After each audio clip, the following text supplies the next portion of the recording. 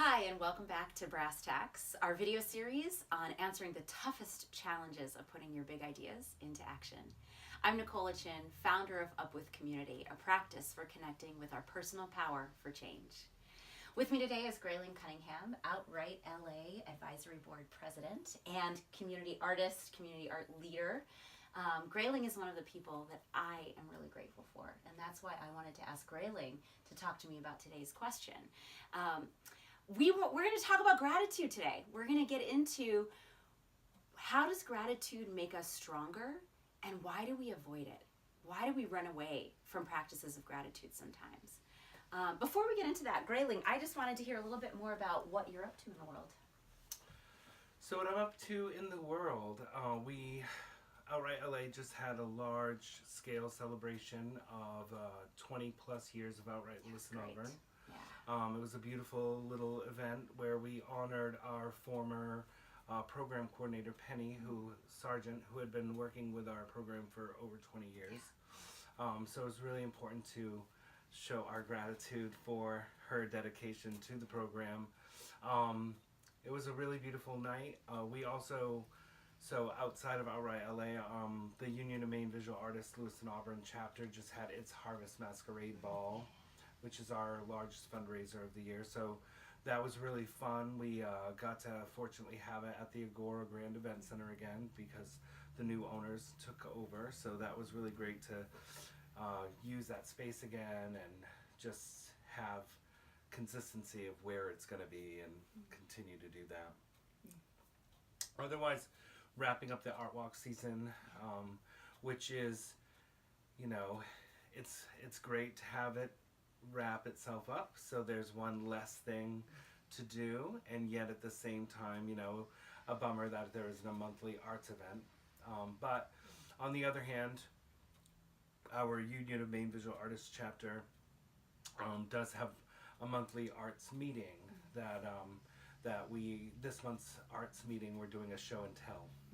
So everyone's going to bring something that they're either currently working on or something that they've just found sheer joy in doing and talk about it and share with the other group.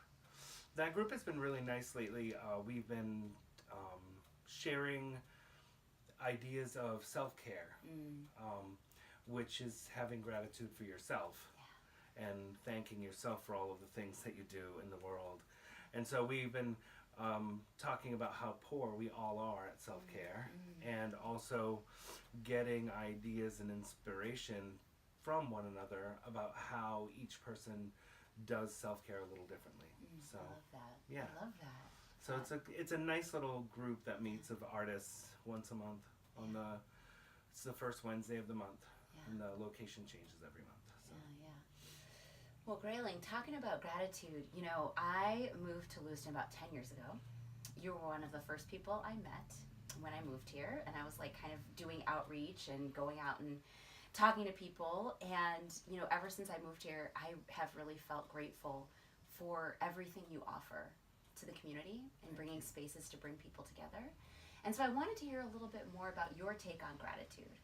And what do we get from having practices of gratitude, and why is it sometimes hard to connect into being grateful? I think for me, having gratitude, I look at the work that I do with the gay, lesbian, bisexual, and transgender youth, and the gratitude that I have for having the privilege of working with them, because they're really amazing people, and they're so brave, and they're going through such a time that, to be honest, you couldn't pay me to be a teenager again. Me either. Me either. Don't want to do that. Yeah. Thankful that's over. But to know how much of their future they have ahead of them, to see the bright light shining in their eyes, and how much life is within them is just so awesome. And also to see them truly open up and become themselves and find themselves, and then gain confidence within themselves about who they are is also so rewarding. And then there's the tough parts, like when I'm occasionally visiting a youth at a hospital, or, you know, I'm supporting them in a way because they're in crisis or whatnot. And so then the gratitude turns around and they're grateful to have me. But I'm grateful that I can be there, you know, for them, because I wouldn't want them to be alone during that time. So I think that practicing gratitude, there's so many little random things. Like I actually take time when I'm standing outside on the back deck at work to watch birds and to look up at the sky. And when I'm walking up my stairs to come into my apartment or before I leave, like I take that moment to actually look and be aware that there's other things out there that are beautiful and that I need to take note of, because, you know, maybe tomorrow that wouldn't be there. Well, flowers are all leaving us right now, so my porch garden's looking sad. Hashtag Maine life. Yeah. Yeah. So yeah, I just try to take those little moments are equally as important as the big moments. And I think avoiding gratitude, I think there's inside of us all, there's this weird thing that we shouldn't thank ourselves, or that we, you know, that we shouldn't, again, back to self-care. I had a massage yesterday for 2 hours, okay? And I stand all day every time that I work. Yeah. And I stand when I paint usually. No, actually I sit when I paint a lot, but unless I'm painting really big. But I look at that as self-care, and I need to kind of check out for 2 hours and make someone else take care of me. And usually I'm in pretty rough shape. I have a massage every month, and that is the way that I think of me thanking my body, because at 26, I'm 43 now, I was having numbness in my arms when I was blow drying someone's hair. So I started having monthly massages at 26 as a preventative way to elongate my career, you know. And so that's one way that I take care of myself. But I also, you know, light candles, burn sage. I am a therapeutic cleaner. So I live with a therapeutic cleaner now. Yeah, so that's so great. I wish I lived with a therapeutic cleaner. Other than I'm myself, grateful for it. Right, it's a good thing, especially with kids. Exactly. You know, you can't go wrong with that. But I believe in that therapeutic cleaners, I bet you if you ask them, we feel that we live in our own chaos. And when our living space is chaos, because basically it's your expensive walk-in closet that you sleep, because you walk in, you rip your clothes off, you throw them in the wash if you have time, and then you go to bed, and then you wake up and you put more clothes on, you run out the door, because that's all you have time for, and dishes, making dishes. That's, you know, like chaos.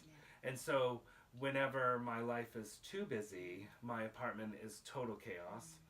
And then I take that couple of hours to put it all back together and reorganize, and then I inherently feel better about it, and I can actually sit down and focus on things that I need to do, because it gives me time. But I think that my lesson for this would be, I don't put shame into thanking yourself, because maybe there aren't enough people in the world thanking you. And maybe that's because their lives, it's not because they don't appreciate it. And again, working with young people, you know, they don't always say thank you. And they don't tell you always that they appreciate it, because you have, in my opinion, until 23 to not be so selfish. I think around 23, that's when you start getting, oh yeah, my things that I do affect other people. Well, yeah. Click. But I'll give you some patience if you're sub 23. I have a long way to go. Yeah. Yeah, I love what you said. I love that your description of gratitude, in the sense that part of why I wanted to think about gratitude in Thanksgiving time in November was because I think sometimes we've like commodified, or we've kind of mechanized thank yous. Right? You send an email or you submit a donation, you get a rote response email that's like computer generated that says thank you, right? Or we think, okay, I'm at the table for Thanksgiving. What do I have to be grateful for this year so that we can like chum it up around the dinner table? And what we lose is what I love, what came out of your description, is that gratitude isn't about me giving you something back for something you gave me. It's about honoring our connection. And it's about keeping that connection open. Like how you said about like, you know, you're thanking the teens for what they give to you, and then there are times when they have an experience of thanking you back, right? And I really love that. And what I love about your description of gratitude connected to self-care is if you aren't recognizing yourself, you can't connect with other people. Yeah, you have to recharge. Yeah. In some way. Yeah. Is there a moment of gratitude, like when you've expressed to someone or someone expressed to you, that you know, particularly remember? Like I know for me, I was leaving a job once, and I felt really guilty about leaving. I felt really sad about moving on. It felt a little premature, but it was what I had to do for my life. And everyone made a poster and signed it at a gathering where we had a meal together, right? So it wasn't just the poster, but it was that memory of being with everyone in the room and having some memento of art and of their signatures and of their stories, like with me. And I've put it up in every office I've had ever since. I'm curious if there are any memories of gratitude that come to mind. There are a few. I have, when I moved to Boston, many years ago now, there was a huge kind of surprise party that was thrown for me, where like all these people just came to thank me for either being their hairstylist or just being part of the community, and so that was a really beautiful time when I felt really gracious. Another time is though, after breaking my ankle, members of the community came together and threw like a surprise fundraiser to help me out with my expenses during that time, and it was completely unexpected, and it's one of those weird things. I think I'm a strange emotional being. I'm not great at showing like full on emotional like moments. Like I'm not someone who just breaks out into tears randomly and stuff like that. So I wanted to make sure that everyone knew that I appreciated that so much, and like just had no expectations of that. I'm, you know, hobbling around on crutches for 9 weeks. It was pretty, and during that time too, I mean, I had people from my favorite restaurants a couple of times bringing me really delicious food, and like, I mean, the rallying of support through that time. Someone bought me a 50-pound bag of cat food, and I get cat food at the pet store, so it's not cheap, and like, and then after that, actually, someone from the church here gave me a car. I mean, so I have a lot of things to be grateful for, and I try to put that out there in ways of like everything I'm involved in. I feel is I try to not be involved with things that are not about building community around things. So that if I get some kind of inkling, I kind of like step away. But I really enjoy bringing community together, and then seeing that in working function.